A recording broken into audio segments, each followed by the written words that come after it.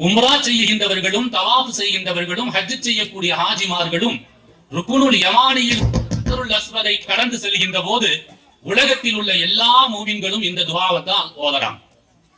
அந்த துஆ ஓதும் போது 70 மலக்குகள் அந்த துஆவுக்கு ஆமீன் சொல்கின்றார்கள். அல்ஹம்துலில்லாஹ்.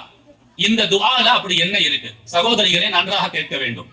இந்த துஆக்களிலே 3 விதமான விஷயங்கள் நமக்கு அல்லாஹ் தஆலா சொல்லி தருகின்றார்.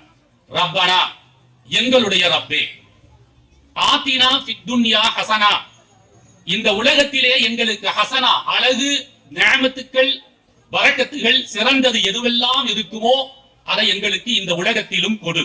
இது முதல். இரண்டாவது என்ன? வஃபில் ஆகிரதி ஹசனா, மறுமையிலே எங்களுக்கு எதெல்லாம் ஹசனாக, ரஹமத்தாக, அருளாக, பொக்கிஷமாக இருக்குமோ அதையும் எங்களுக்கு கொடு. வகினா அதாபன்னார், எங்களை நரக நெருப்பிலிருந்து நீ காப்பாற்றுவாய்.